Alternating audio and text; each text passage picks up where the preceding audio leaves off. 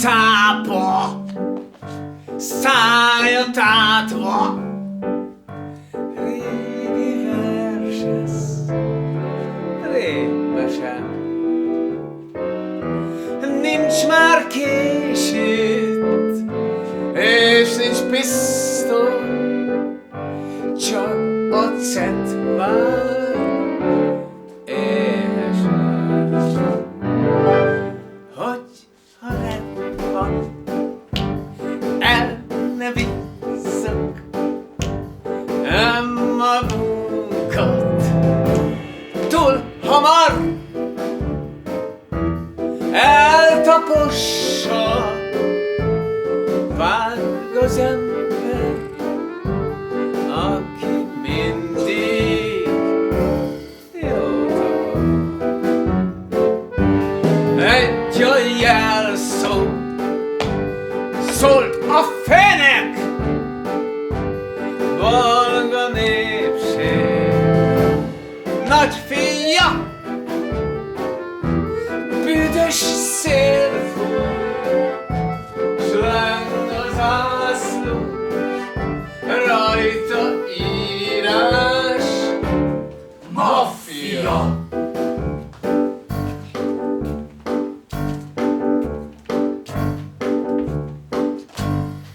Langyos vízben jó a semmi, s röbörögni oly csodás, ám a parton szembe szél fúj, soha nem lesz folytatás. Nagy világnak árzugában észrevétlen fogy a jog, szinte semmi, ám de mindig, aki így él, veszni fog. A cápa szájat tátva régi versesz rémesen. nincs már későt, és nincs pisztoly, csak a cetvár éhesen.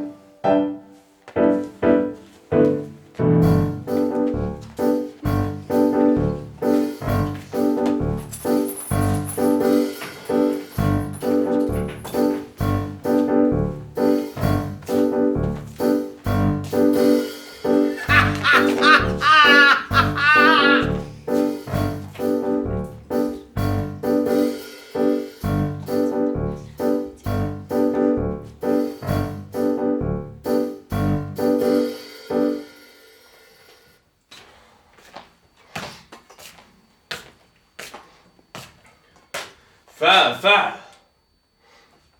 Hozom a leveset. Ha nem is jót, de keveset. Már szabályosan beleköptem. Na, most mit tűz itt ilyen letörten? Én felrángatlan takaróstul, érted? Ébresztő Mokinpot úr! Gyorsan rendbe rakni a pricset, mert kaphatsz ám még egy bilincset. Tulajdonképpen milyen nap van ma? Képzeld. Ma egész nap szombat van. Szombat? Szabad ma se leszek. Hagyjuk az üvöltözéseket! Nincs már igazság a földön. Nincsen nekem semmi bűnöm. Én mindenki elől kitérek, mert szeretem a békességet. Soha nem avatkozom semmibe. És esküszöm a mindenkori felsőbbség elveire. És akkor az embert börtönbe zárják. Örökké nézheti ezt az árkát. Az ember fogd be a pofát! Ha itt vagy, majd meg is találják az okát. Börtön igazság, hogy még nem ült senki soha itt. Ki ne követett volna valamit!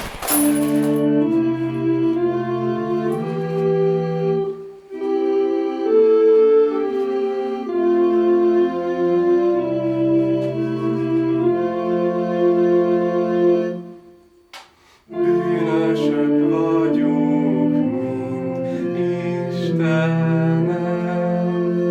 Nincs biztos önfegyelem, ezért van jog, s megtartó félelem.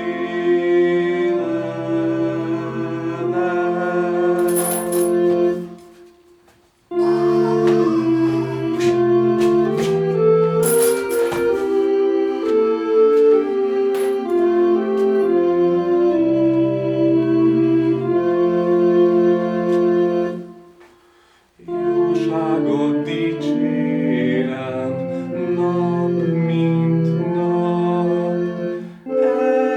ezt mind jó szívvel adtad, hogy mi hasznos, már gyakran láthattad.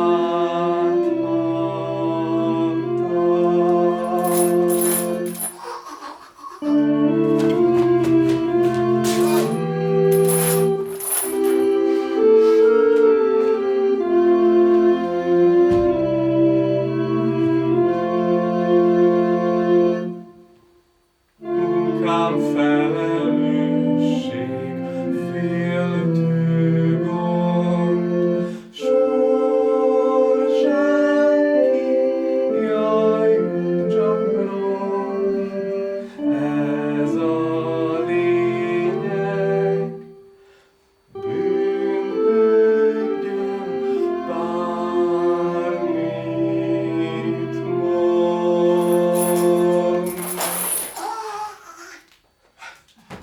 Mennyi vasár és ünnepnap repült el, melyet itt szomorúan leültem, és még mindig nem engednek haza. Ó, én szerencsétlen a törvénytelenségek áldozata. Hozom a botot. Addig úgyse hallgat. Várj, még megkezeled a boltot! Drága Smasser úr, nézzen reám. Becsületes ember vagyok igazán. Senkit se bántottam, semmit se loptam. Egyszerűen éltem. Nem tékozoltam. Újságot is olvasok rendesen. Kávét iszom, de szeszt sosem. Nem vettem igénybe protekciót, és nem űzök semmi káros passziót. Rólad egészen mást rebesgettek! Azt mondják, megbontod a rendet. Az utcákon csavargod az éjszakákat át. S ha megfognak, adod a butát! Összetévesztenek valakivel. Én soha nem megyek otthonról éjszaka el. Takarékos vagyok, rólam példát vehetnek. Ülök hű, hitvesem szoknyája mellett. Smasser úr! Drága! Smasser úr! Van egy ajánlatom! Egy ügyvédért. 2 koronámat magának adom. 5 korona! 2, 4! 3. 5 koronáért megcsinálom! Kuporgatott pénzemből most adjak 5 koronát, hogy az ügyemet ügyvéd vegye át. Ügyvéd úr! Bejöhet! Vegye át innen ezt az ügyet!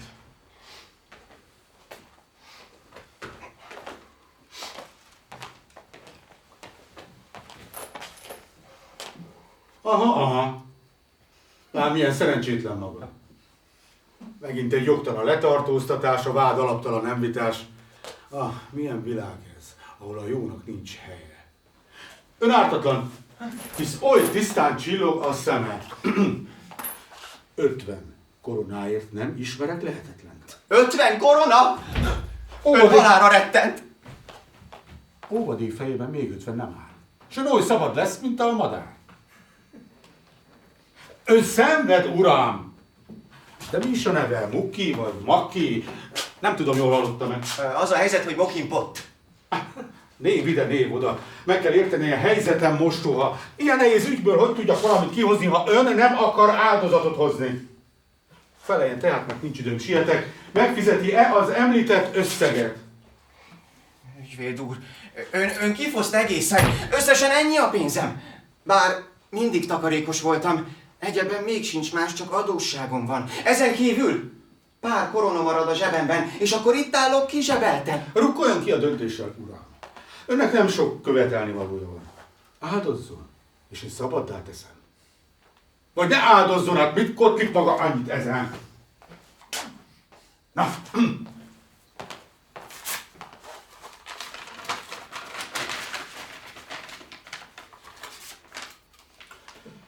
50 a tiszteletdíj, 50 az óvadék, és hogy oly szabad lesz, mint soha még.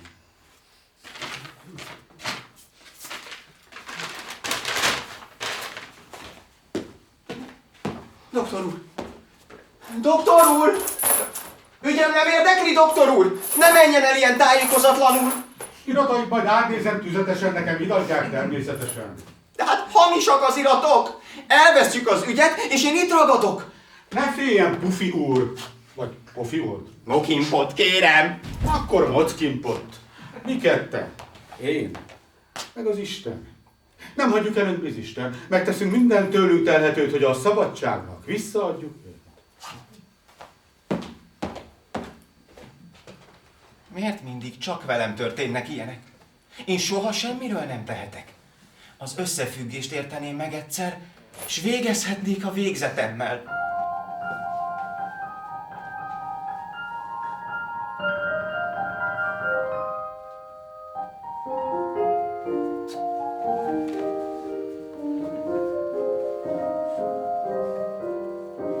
Miserere, miserere, zúdíts még több csapást szegény fejére. Derék emberünknek sorsa emberi, értetlenül érik szenvedései. Miserere, miserere, fogjon minden össze, hogy sok baj érje. Miserere, miserere, fogjon minden össze, hogy sok baj érje.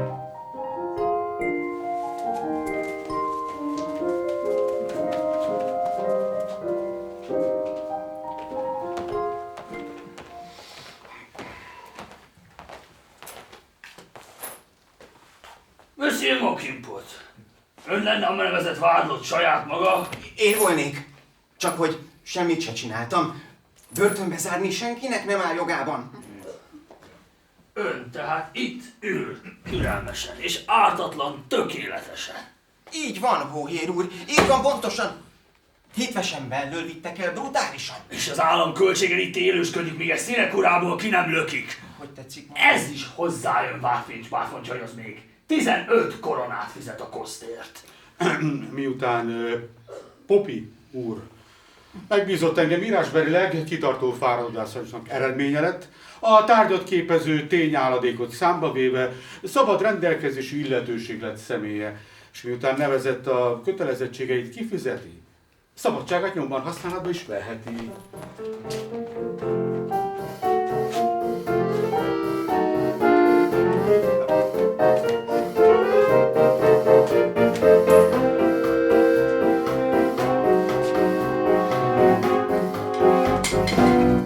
Minden kisbaba, hogy a pénznek nincs szaga, ez legyen a vigasza, ha pénzért van igaza.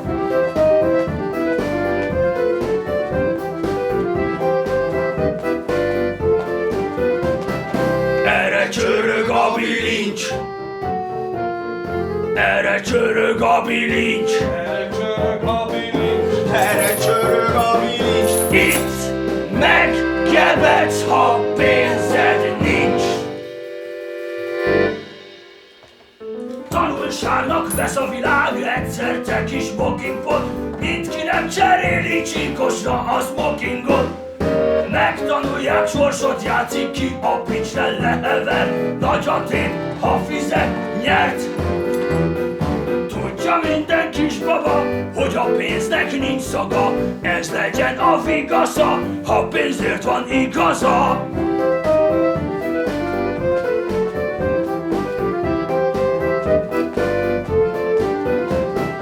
Erre csörög a bilincs, erre csörög a bilincs, erre csörög a bilincs, Erre csörög a bilincs. itt megkebedsz, ha pénzed nincs. Húzogass csak cipőcskédet, akárhogy is ordítod, nem vagy jól a bőrökben, ezt némán ordítod. Üvöltözünk mi is némán, ez itt a normalitás, tarts velünk, gyere pajtás!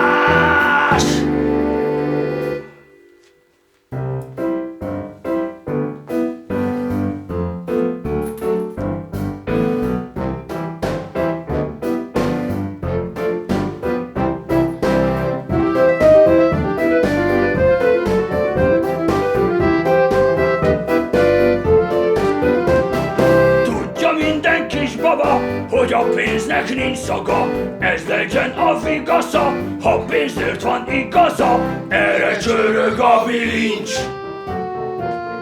erre csörög a bilincs, erre csörög a bilincs, Erre csörög a bilincs. itt megkebedsz, ha pénzed nincs.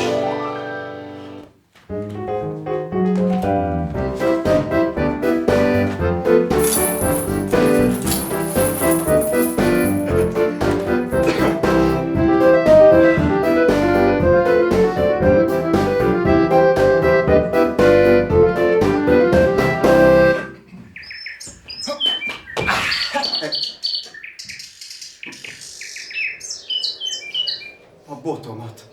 Hová tettem a botomat? A börtönben maradt.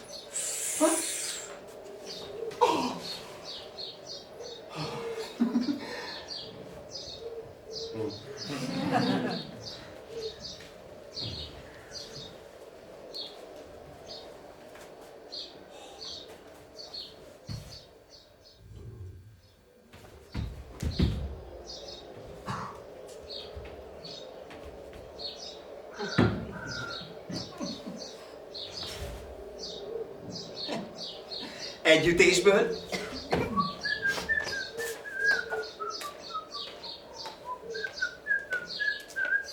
Hopszi.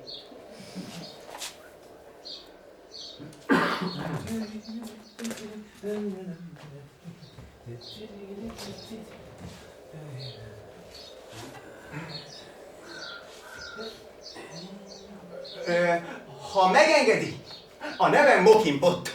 Például nézze, itt ebot. Egy mesterfaragó hagyta rám. Micsoda? Este maragú a nagyapám? Ez a büszkeségem. Ez a kincsem. A te fejedben pépen kívül semmi nincsen? Hát ha tudnám, micsoda dolgokat kellett kiállnom.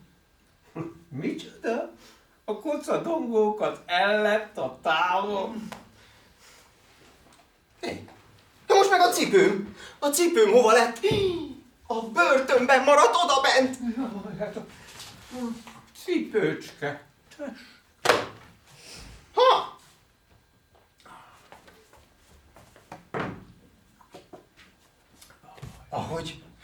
Ahogy önt nézem, tisztelt uram, még inkább összezavarom magam. Kérdem én, miért jön előbb a bal? Hisz lemaradni a jobb cipő sem akar.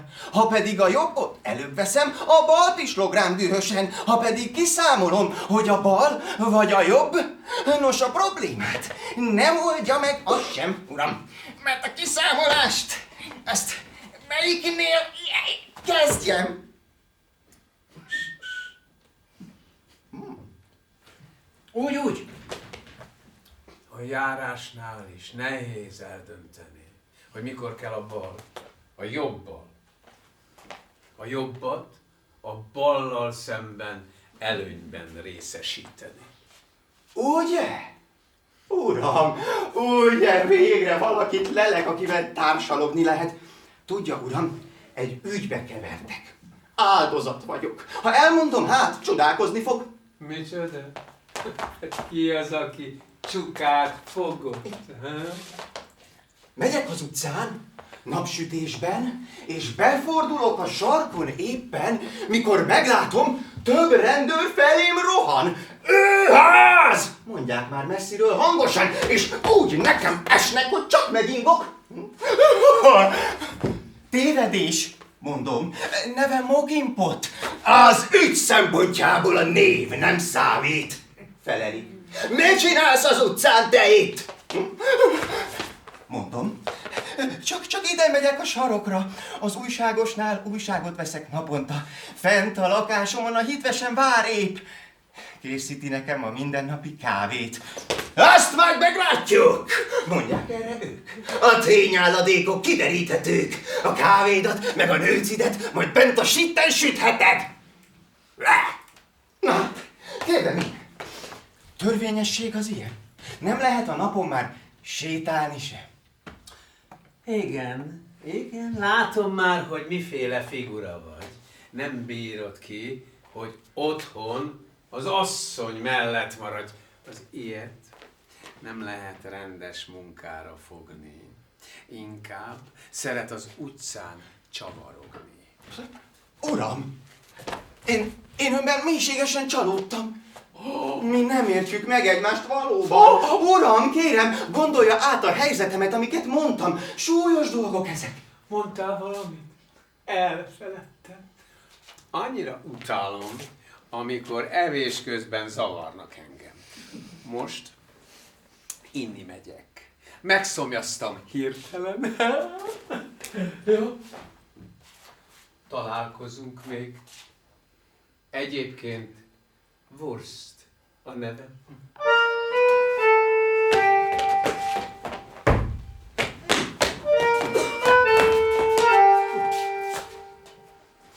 És én még azt hittem, hogy találok az elkövetkező nehéz időre egy barátot.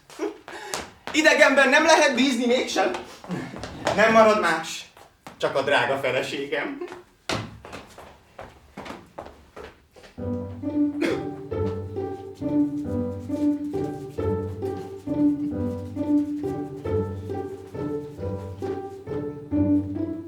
Ágyamon púp van, kicsit lazultam, hűséges vagyok, csak reggel meguntam.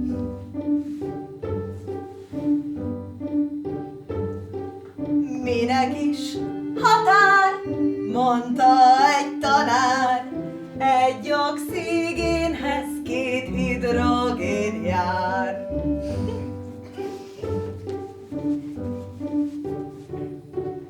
Én, mint jóságos oxigénként, hidrogénnel hamvas, megy tiszta életem, épp így élem. Púpomra mondom, tanúma kondom, ártatlanságom már irodalom.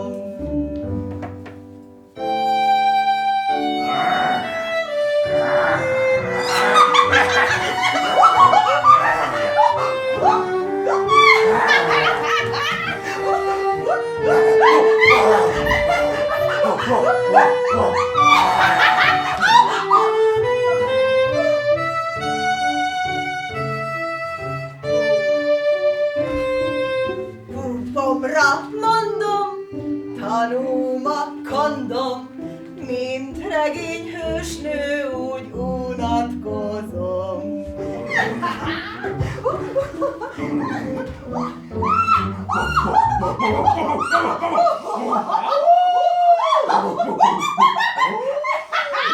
Drága hitvesem!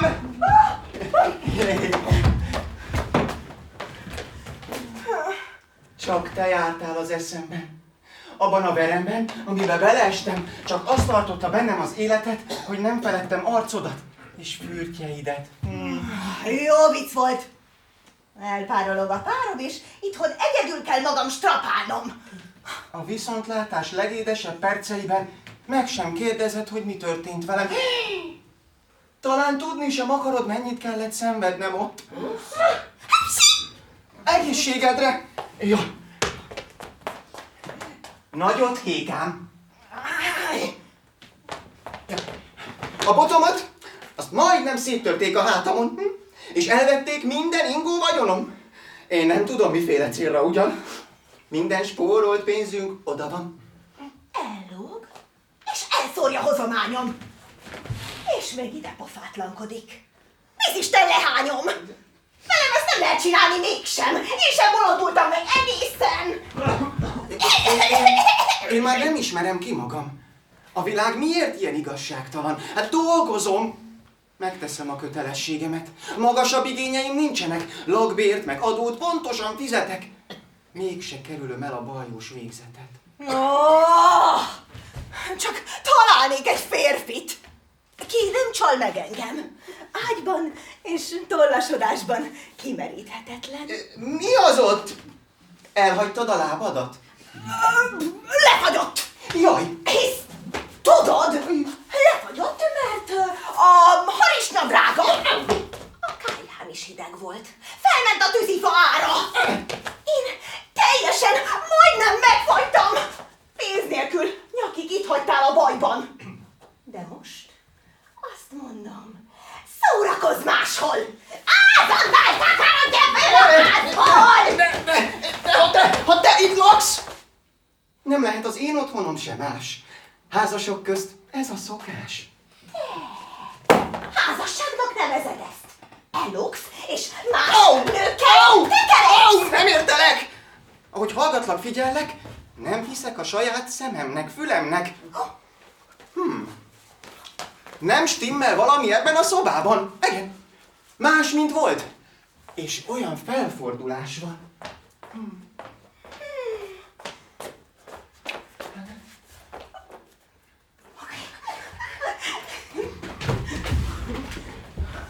Igen. Ó,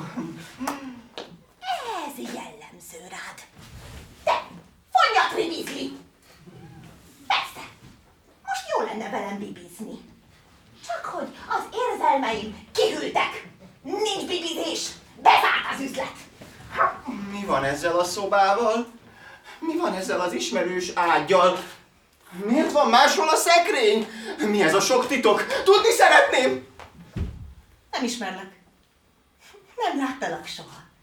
Nem látott még téged ez a szoba. Vigyázz, mert itt egy nagy kutya van. Bekap egy falásra. Nagy nagy étvágyunkkal.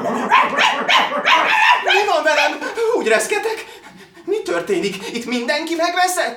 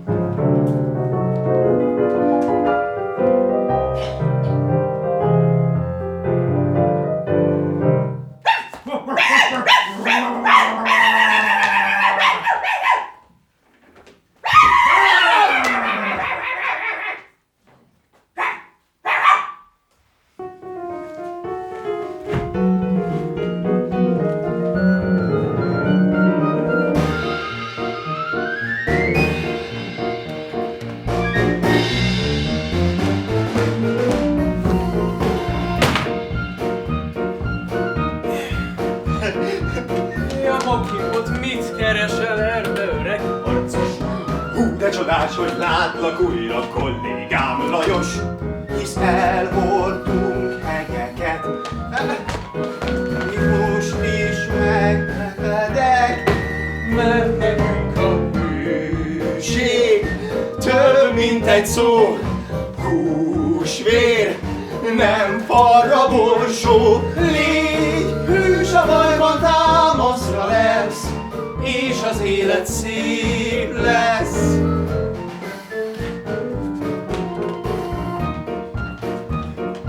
Egy kicsi gondom volt, de régen már dolgozni jöttem. Az nagyon jó, bár nélkülem is megy már az üzem. Hisz elhordunk heteket, még most is megkevedek, mert nekünk a hűség több, mint egy szó. Húsvér, nem forra borsó, légy hűs a bajban, támaszra lesz, és az élet szép lesz.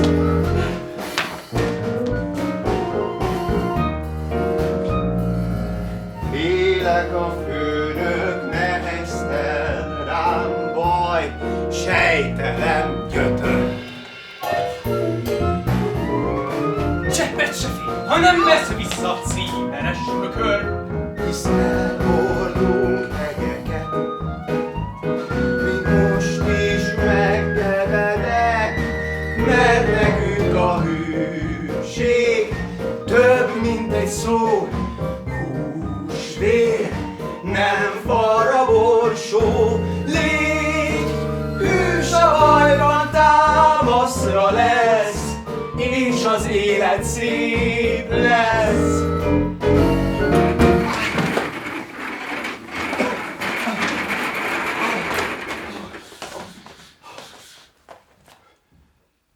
Szép jó napot kívánok, főnök úr! Itt vagyok újra! Mi minden történt velem, ön nem is tudja.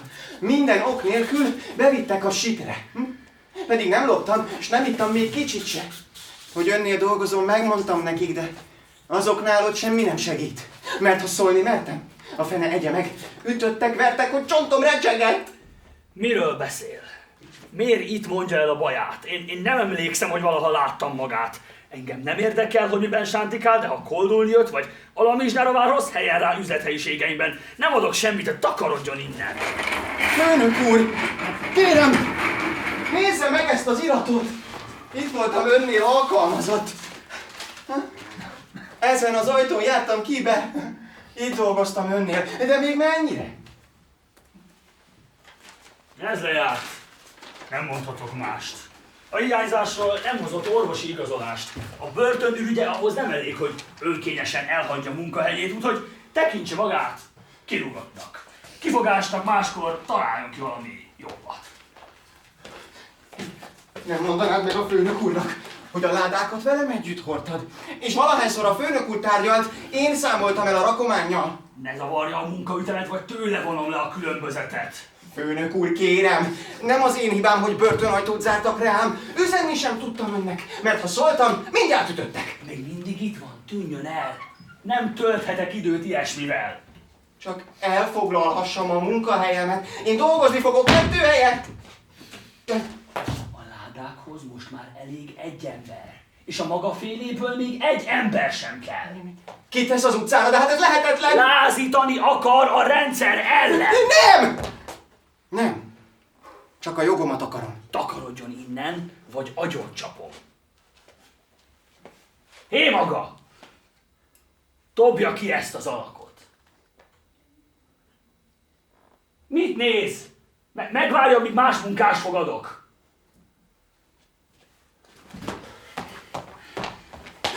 Megyek! Magamtól! Akkor is, ha ő nem segít. Ez a hála, hogy hülyére dolgoztam magamat itt.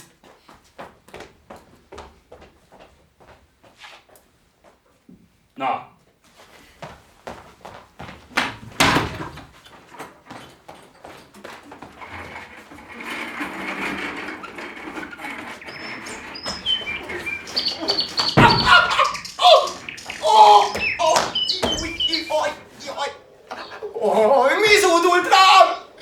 mennyi igazság!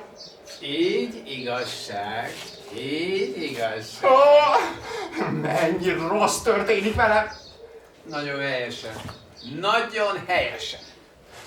Azt hittem, nőmnél végre nyugalmat lelek, erre seprőt rántott és kikergetett, pedig ágyamba feküdni vágytam. De most nőm fekszik egyedül az ágyban.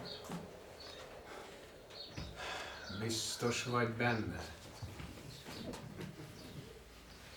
hogy mást nem vitt az ágyba. Ő feküdt egyedül. Meg a két lába. Mert lábát vesztette. A bal meg a jobb a nagy egyedülében lefagyott. És nem is emelted fel a takarót? Hát, ha a lábakhoz más is tartozott. Ő nem hazudik. Nem tagad semmit el. Hitve sem nem csalna meg engem senkivel. Vagy tán ön azt hiszi, valakit bújtatott? De hát én nem láttam senkit ott. Nekit otthon. Alkonyfény az égen. Szívmelengető esték, lámpafényben. Míg hint a székem lágyan ringatott. Nőmnek felolvastam a hírlapot. Hint a székedben most más ringatja ülepét. Öröködbe idegen ürgelép. És a munkámat, amit végeztem naponta, és amiért fizetést kaptam havonta, csak úgy elvették. Bár dolgoztam sokat, másnak adták a státuszomat. De hiszen nem volt ott dolgod soha semmi, csak átsorogni, meg pihenni. Na de nekem a ládákkal fontos funkcióm volt! Bennem a főnök úr még sosem csalódott! Kezemben a lista, előttem a láda.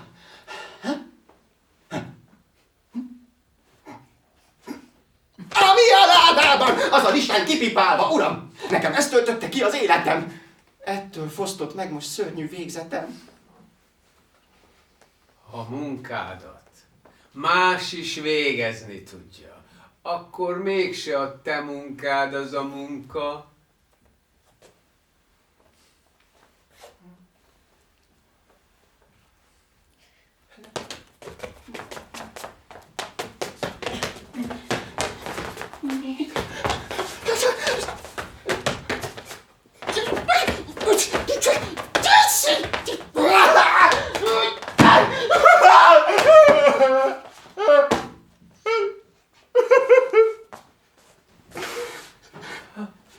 Miért fekszel oda le?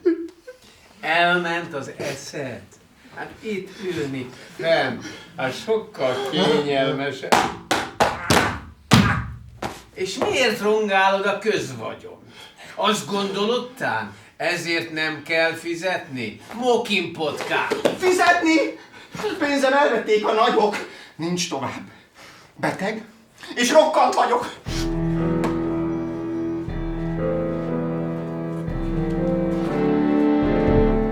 Jöjjön ide, akinek még fontos meghallani egymás nyomorát, mert valamilyen mindenkinek rongyos, hiába takargatja magát. Éhes fázik, nem éri meleg, fűtetlen lakásban tidereg.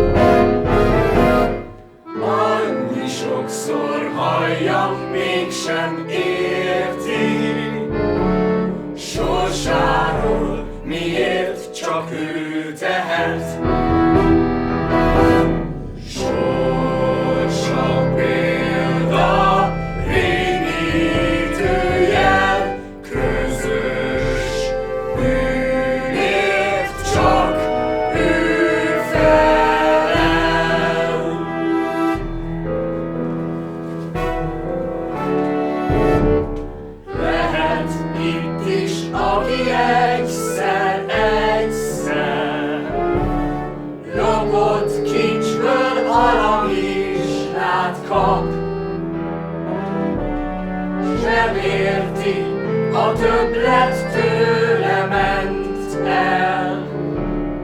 Nem érzi, a jövője apad. Dolgozik, a munkától nem lát.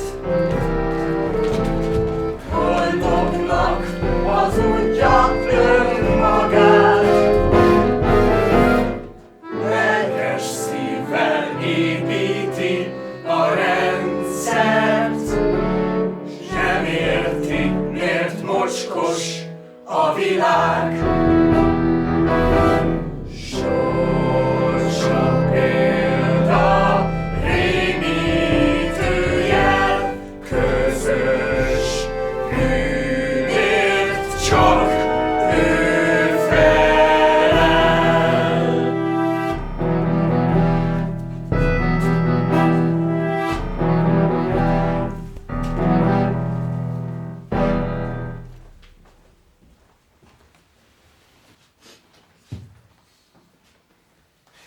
Fizetni? Pénzem elvették a nagyok. Nincs tovább. Beteg és rokkant vagyok. Akkor most elmegyünk a doktorhoz. Asztalára fekszel, és ő szépen befoltoz. Felvágja és szétdobálja a hasadat. Nála ez rutin munka csak. Belülről egy kicsit körülnézeget, és megtalálja minden betegségedet. Kivágja belőled, ami elrohadt, és meggyógyulsz, mire összevarrogat.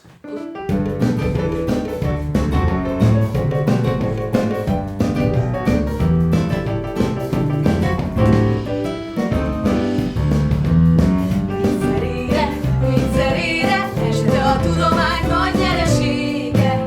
Terik emberünknek sorsa emberi, értetlenül szenvedései. Mizerére, hogy váljék a kutatás dicséretére. Mizerére, hogy váljék a kutatás dicséretére.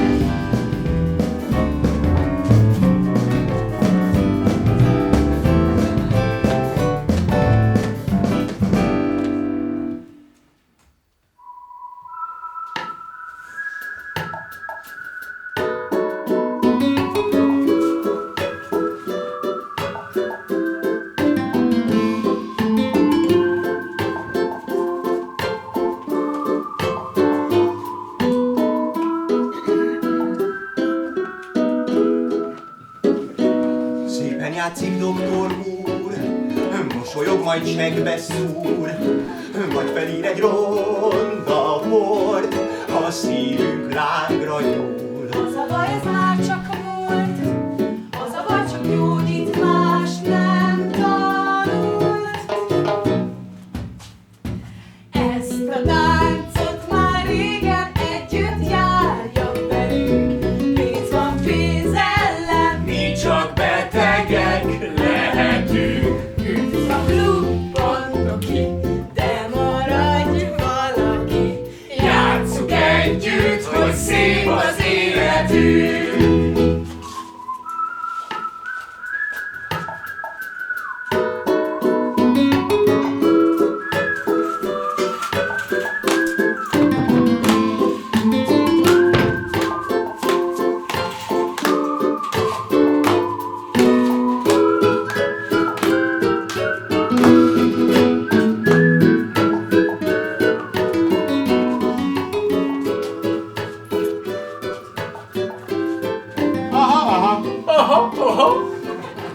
Már megint egy szerencsétlen került ide. Megint egy szétroncsolt idegzet, máj, háj és hullafoltok, és ez csak a kezdet. Ó, milyen szörnyű a társadalom, az egyén benne íme csupa rom. Hallható valami, kolléga úr? Valami korgást hallok ott alul. Úgy véli, gyanús zörej hangzik ott? Nem tudom, de legjobb, ha elkezdjük az operációt. Jaj, ne, professzor úr, ne vágjanak fel! Ne másszanak belém! Csak, ha nagyon kell. Nyújtsa ki a nyelvét. Be! Kicsit lapos. Ó, amit ott bent látok, az iszonyatos. Mondja szépen át. I. Át, mondtam. Ó. Át. Ú. Nem képes át mondani. Ó, Át. Fő professzor úr, ha feltétlenül kellene, és ha tudnám, hogy minek mire, akkor minden bizonnyal kimondanám az át. De nem mondhatok át, ha nem tudom az okát. Kolléga úr, lepedékes a nyelve. nem látom, mert folyton mozgatja fel, le. Lennének szívesek nekiesni és az úr száját kipeckelni?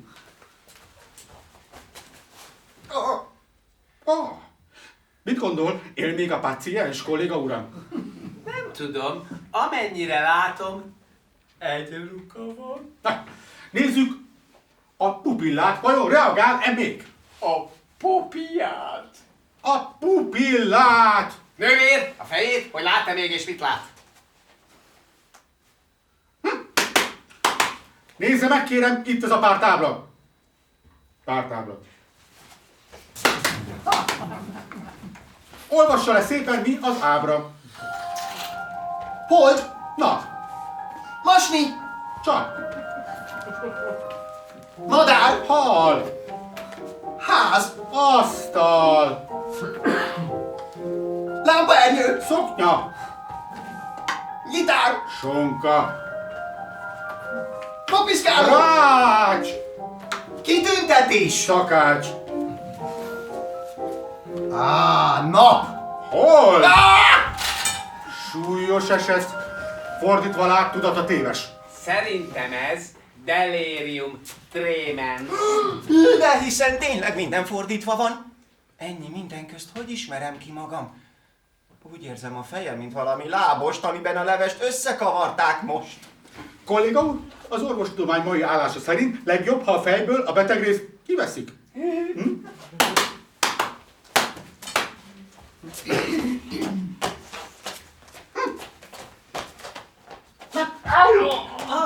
Bocsánat, kolléga uram, bocsánat, lát valamit? Csillagokat látok, de hol is alig?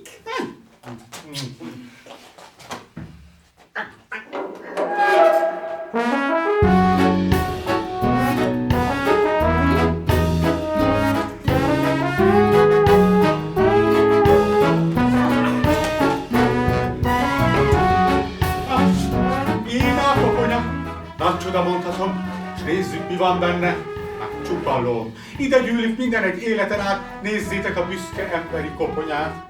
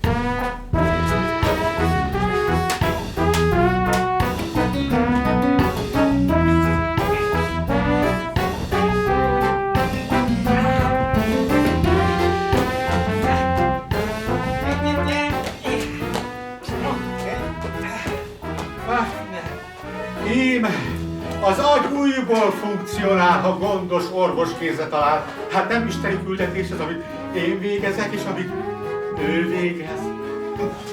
Kolléga úr, a szív hangokat hallja-e ott? Nem hallok semmit, még csak nem is korog.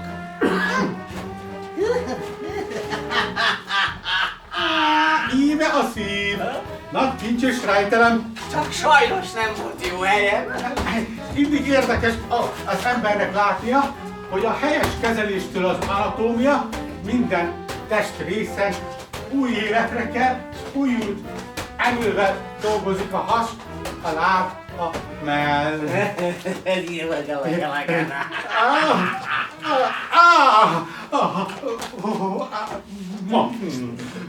Kolléga úr, kolléga úr. A paciens szervezete most már jó! Orvosoltuk, ami a korból, korunkban orvosolható.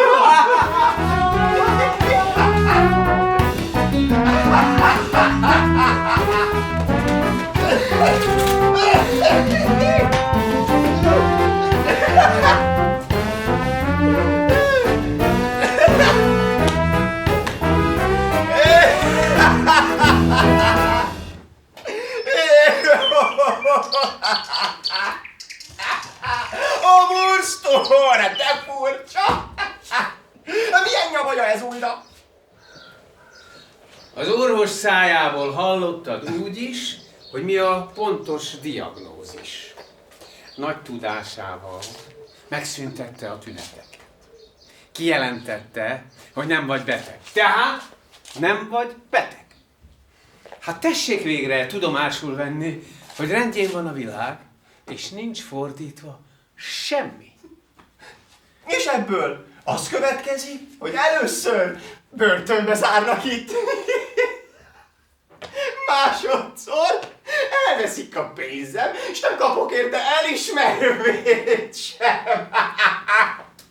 Harmadszor drága hitvesem tojik rám. Negyedszer nincs munkám, nem vagyok a listán. Én mondom, szép volna sírni. Én mondom önnek, de mindig csak ezek a vihogások jönnek. Ami benned érik, azt csak a bölcsek tudják. Nyomon vagy, hogy megfejtsd a világ titkát. Átszellemült arc kifejezésedet látva, teljesen kész vagy a profétaságra.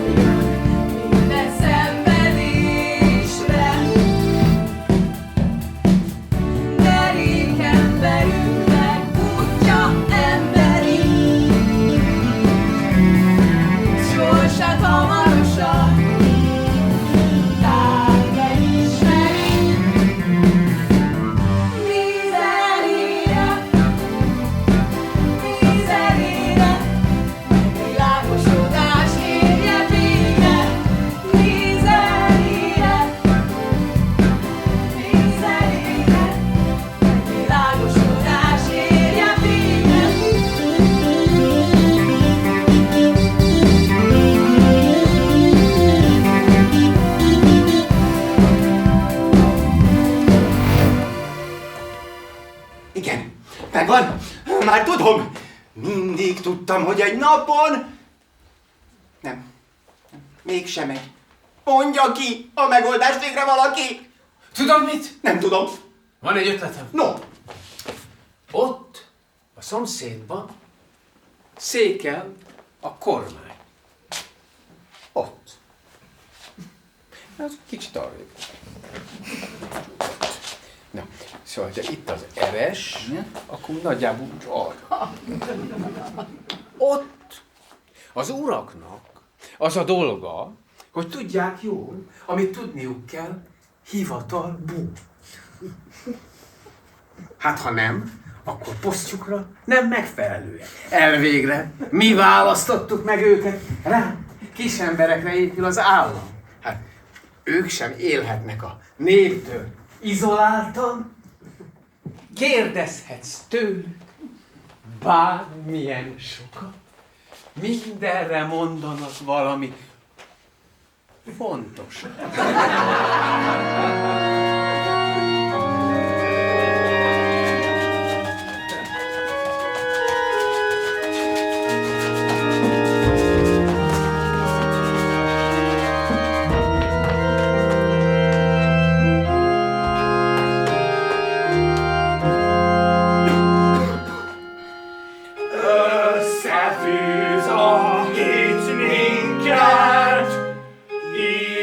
isteni erővel, mint szilárd fal úgy állunk, szemben ellenséggel. Szívünk még béke van, nézzünk bármennyire.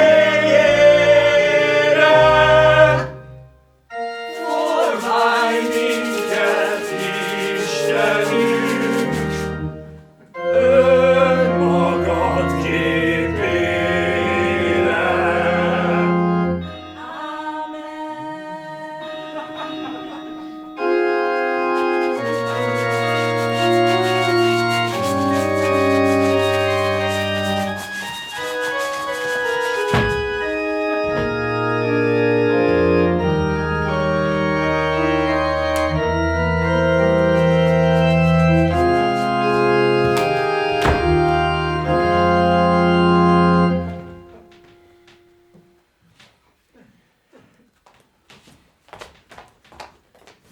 Barátom, bizonyos Mockinpot úr nagyon örülne, ha egy tiszteletre méltó és tanult fejű ürge hasznos és mély tanácsokat adna. Annyira sok a baja meg a gondja. Láthassa, az idő ma szább úgyi. Az asszonynak se kellett ma barhed bugyi. Kérem szépen, volt egy sétabotom. Rendőrök majdnem széttörték a hátamon. Igazság ez? Megtudhatom? Mellik a legfaintabb divatszalony ma. A vasárnapi ancukkő az asszonyra. A rendőrségünknek a lázadás szellemét csírájában kell elfolytani még. A hírnek, amit ön hozott, örvendek. Rendőreink védik az államrendet! Nem hangsúlyozhatjuk eléggé, mennyire helytelen volna, ha rendünk a rendbontókat kímélné. Annyit mondjon meg, kérem, miért rúgott ki a feleségem? Kínjaim nem ismeri más, csak Tantalusz. Nincs ide vonatkozó paragrafus. A kormánykonyhán. Tudhassa, az a baj. Nem elég fokhagymás a sertiskaraj! Jó hírt hozott! Mi örülünk annak, hogy állampolgáraink minket támogatnak. A szabadosság az erkölcsnek csak árt. Az állam alapja otthon és család! A néppel szorosan összeforva minden uszítást megtorolva menetelünk a megkezdett úton, zárt sorokban, eme történelmi napokban. Én tudom, hogy sok a bajom, és untatom. De annyit mondjon meg, kérem, miért viszik el a pénzem, mi jogon? És hogyha egyszer kifosztanak, miért fosztanak ki újra, meg újra, meg újra? Nálunknál otthon annyi a légy, mint a nyű. Olyan rafináltak, meg se tudom fogni őket egyedül. Akkor nincs az államban semmi baj, hogyha magas az életszínvonal, és ha mégis támad valahol egy lyuk, haladéktalanul bedugjuk. Nem győzzük hangoztatni, mi közhasznú a nyereség. Az egyednek veszteség, ami a közösségnek nyereség. Kalapot vett az asszony, hogy aranyja. Úgy áll rajta, mint tehénen a gatya. Még néhány kérdésem lenne, tisztelt urak. Izgatottan várom válaszukat. Miért történik velem mindig malőr, mikor kitérek mindenki elől? Nem könyöklök, nem törekszem, mégis mindig elgáncsolnak engem. Én nem tudom, mi történik itt. Pénz, munka, házasság, minden szétfolyik. Betegség, gyötörés, a cipőmet felvenni nem tudom. Mit szabad, mit tilos ezen a ti világotokon? Láthassa, az idő ma szebb, úgy. Früstök után jobban fogok aludni. Ha nem vette volna még tudomásul az úr, vegye most tudomásul haladéktalanul. Bizonyos szájakból árad a nyugtalanság lehellete, de nyugtalanságra senkinek sincs oka eleve, amíg mi elszántan és tántoríthatatlanul, álhatatosan és fáradhatatlanul menetelünk a megkezdett úton, zárt sorokban, eme történelmi napokban! Ura!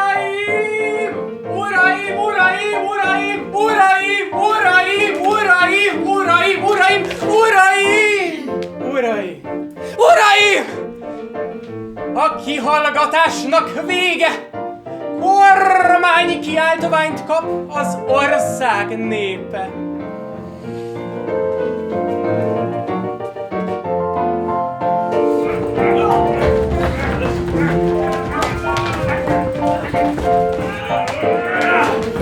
Egyezményes közleményhez elérkezve! A helyzetet elemezve és keresztve!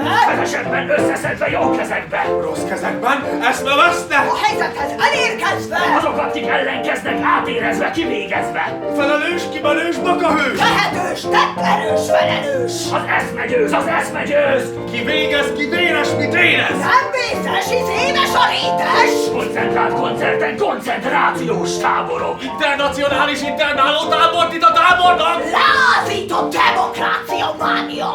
Frázis a demokrácia frázisa! Ha lukad a tudat, badomli a lukat! Hurutott forogat, turungot, szoroggat! Látható, rettentő, éltartó, melltartó! Ezeket feltartó, családos eltartó. Revolvergolyóra csábító kis tartó! Kivárjuk, bevárjuk, kizárjuk! Elzárjuk, kizárjuk, bezárjuk! Megvitatjuk, megítatjuk, megedetjük! Megkoncoltatjuk, mert nem szeretjük! Fejekben katonázunk és katalizálunk! Analizálunk és fanatizálunk! Legszentebb eszménk a nemzeti egység! Nemzeti egység teszik a kecskénk! Aki téves eszmét hisz, itt elviszik! Szembesít a szentesített eszmeség! A tárgyalófeleket megszüntetve kivécésen! Várunk és állunk tárgyalásra készen!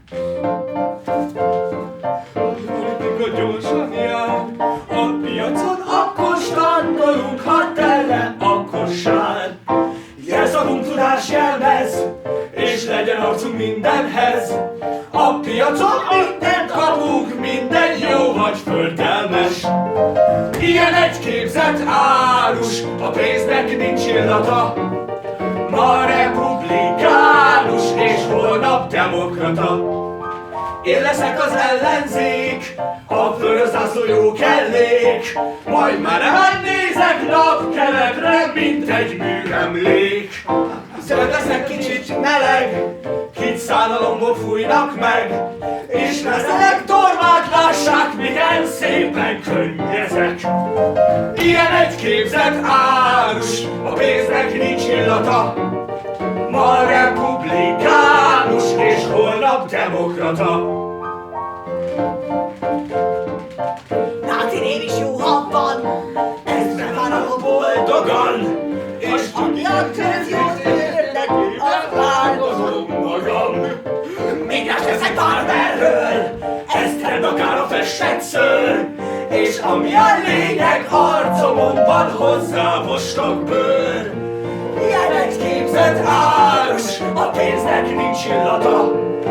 Ma republikánus, és holnap demokrata.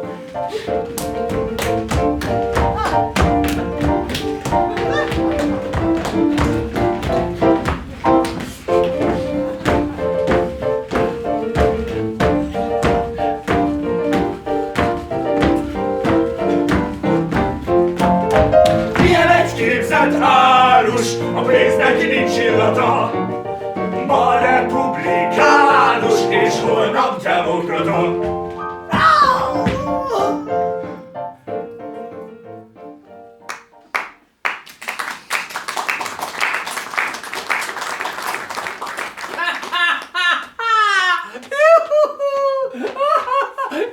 Szép és épületes proklamáció. Bár konkrétabb lehetne a formuláció. Aranyat ér minden szava, lélekben gazdagabban térhetünk haza. Én ebeszédből se tudtam semmit kihámozni. Az egyik fülemen be, a másikon ki. Hogyan éljek tovább? Mi lesz, ha nem tudom eldönteni, mi a rossz és mi helyes? Micsoda? Te ebből a rengeteg gondolatból nem értettél semmit sem meg? Megmagyarázom. Én mindig úgy vagyok, hallok valamit. Világos, mint a nap. Ragyog. Hajszárra így van, ez az igazság. Gondolom. De aztán végig gondolom megint, és az igazság eltűnik, mint a pinty.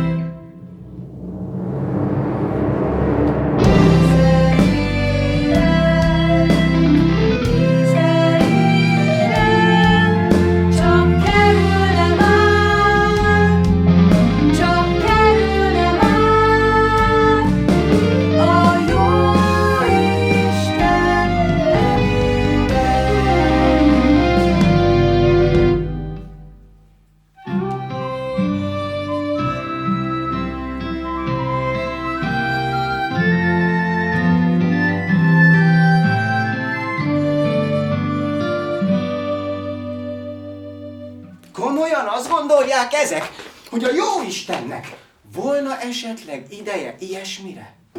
Hát, az ő szíve nyitva a szenvedőknek.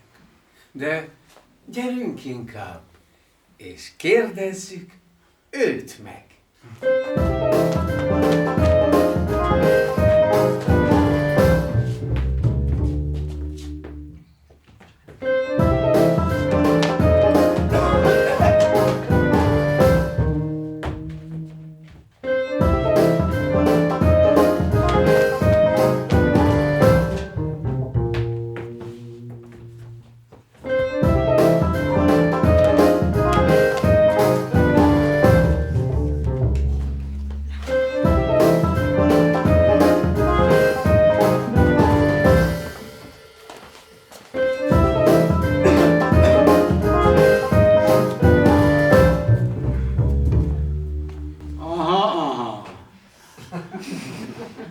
Egy üdvözült jött a mennyekbe ma. Sokaságból egy megint akadt ki, nem hajszolta a földi javakat. Örülök, hogy ilyen jól sikerült a világ. Akárhogy nézem, nem látok benne semmi hibát.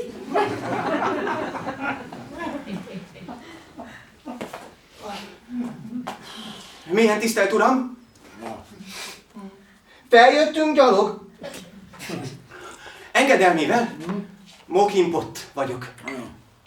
Engedje meg, engem rendkívül érdekelne, milyen kísérletre lettem kiszemelve, de hogy is mondjam el észszerűen. Tudja, mindig eltöprengek ezen, hogy az mitől van, ha valami van. Hogy amilyen, éppen olyan. És akkor mi lenne, ha egyszer másként lenne, mint lehetne? Nem tudom, érti-e pontosan, nem magyarázom-e hasztalan, hogy az ön rendje engem kivet? Szeretném tudni, hogy ez hova vezet. Mely nyilatkozatomban is hangzott el? Hogy a komolyság az emberben mi örvendetes. Tudásszom erjed benne, mint a must, és nem mondja, mint egyesek, hogy neki tök mindegy. Hogy neki vuszt! Na.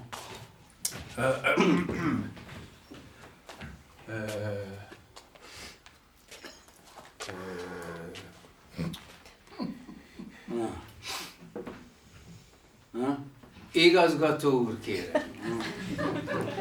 Csak elmerültem gondolataimban, mert oldhatatlan szomja tudásra bennem is van. Elmondom hát, hogy mind töröm a fejemet, de most öntől megjön a felelet. Mi az átlag hőmérséklet a mennyben? Hánykor ebédelnek, és milyen tésztát tartanak kegyben? Mindig ébren vannak, sosem unatkoznak, habfürdőt használnak, sakkoznak, malmoznak. És hány angyal kórusa van az igazgató úrnak. És vannak-e, akik nem csak tátogni, hanem táncolni is tudnak. És ha volna még abból, a remek szivarból, hát nem őrülnék meg e finom szaktól. Tudja maga egyáltalán most kivel beszél? Mindig csak bosszúságra ér. Az én koromban már nem szabad, hogy fölöslegesen felizgassanak. Kényes kérdéseket fölvetni minek kell? Nincs elég bajom el nagy üzemmel. Mindent összefogni, megorganizálni, ide diszponálni, oda diszponálni, és nem hagyni teret a konkurenciának. Mert valami újat mindig kitalálnak. Higgyák, kedves uram, mint maguk én is léglógnék boldogan, és magam is szívesen kérdeznék sokat, és megkapnám mindenre a válaszokat, de nincs idő. Mert időtlen idők óta működik a cégem.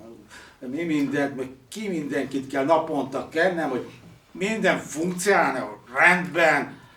Sülögni, forogni, hát nincs vasárnap ünnep. Hát, uram, úgy megőrizzük régi jó hírnevünket. Uram, nekem vigasz kell, meg tisztelet. De én most a szavaitól inkább szenvedek. Maga helyett ő szóljon inkább. Ő ilyen illemtudó. Na, beszéljen ő. Muki úr. Öné a szó. Nagyon hálás leszek, ha most ön felel. Ha ferdén állok, miért dőlök mindig el? S ha leülök, miért tűnik el a szék? És én zavartan? Szék helyett benne ülök a szarban.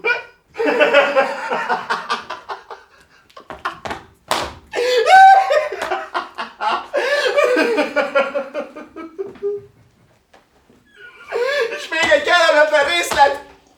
Miért törnek ki rajtam ezek a nevetések? Olyan a felelős ezért a világért, munkáért, rendőrért, házasságért, financért. Hát akkor kitör rajtam a hipertónia. Miért kell velem mindig kitolnia? Egykor azt hittem, lesz jutalom minden szenvedésért, de most már tudom. Az igazságtalansága normális önnek. A magamfajtával itt nem törődnek. Annyit mondhatok, és nem mondok nagyot. Ezzel a svindlivel örökre torkig vagyok! Torkinél itt valami tánazatsz, vagy a tejszín, s így szólnak ránk.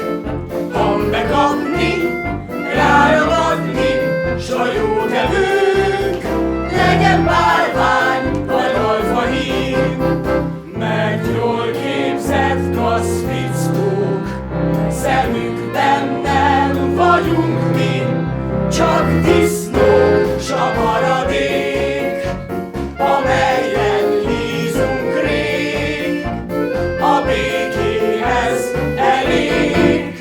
Torkinyér és folytogat, bármi friss, síros tejszín, mert aki ad, mélyen hallgat, hogy a felszín csak hímesés, máshol szólít az etetés.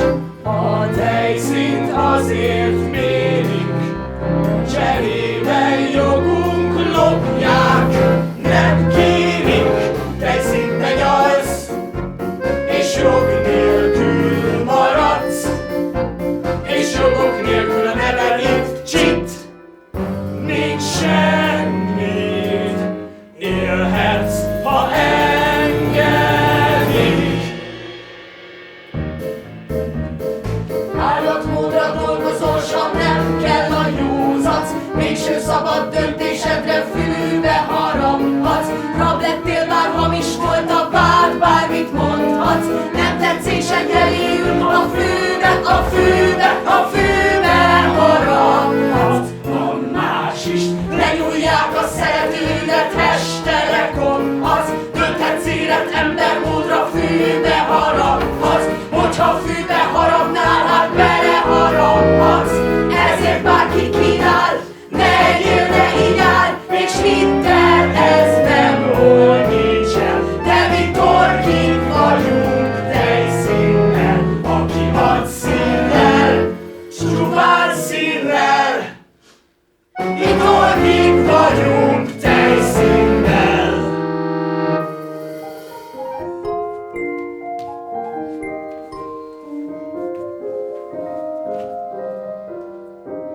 Mizerére, mizerére, legyen okulástok az ő szenvedése. Derék emberünknek sorsa emberi, a világban